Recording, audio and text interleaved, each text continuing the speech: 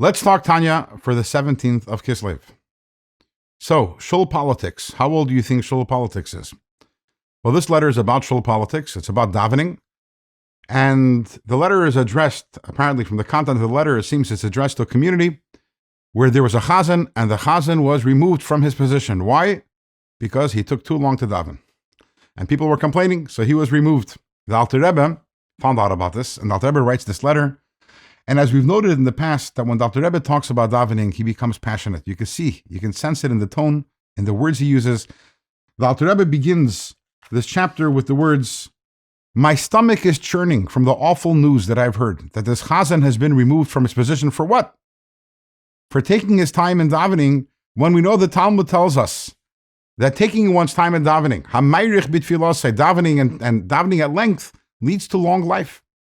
You're removing from being a chazan the person who simply, what he wants. What does he want? He wants that everyone in the community should have a long life."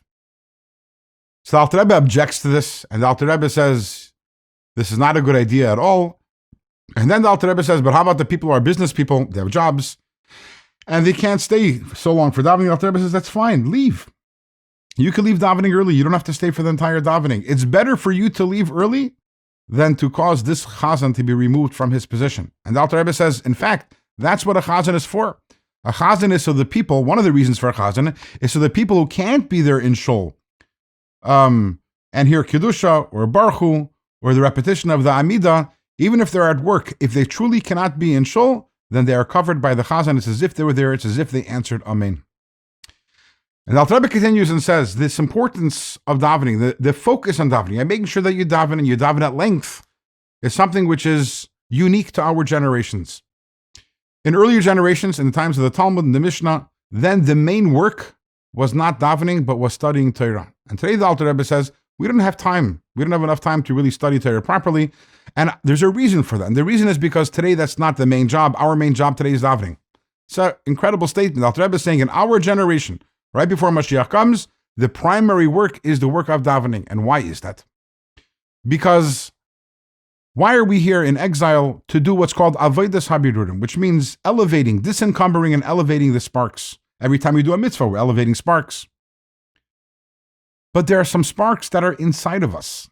There's the godly spark within the animal soul also. And when we daven appropriately, and when we have that passion, those feelings during davening, we experience our relationship with God. We feel the love for God, the awe for God, and to the point that we even, so to say, impact the animal soul. The animal soul also gets excited about a relationship with God.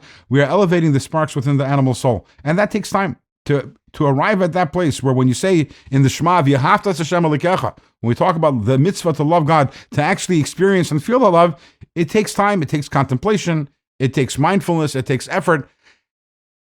2,000 years ago, during the times of the Gemara, the people then had higher souls, and therefore they're able to daven much shorter, and they're able to accomplish that. They're able to arrive at that place of love for God in a shorter amount of time. Therefore, there wasn't that emphasis and focus on davening. But today, because it takes that time, that is a very, very important thing, is to stress the davening, the kavana, the intention, the feelings. And therefore, the Alter Rebbe says, make sure you're davening, you're taking your time in davening, and definitely do not remove the chazan who is taking his time.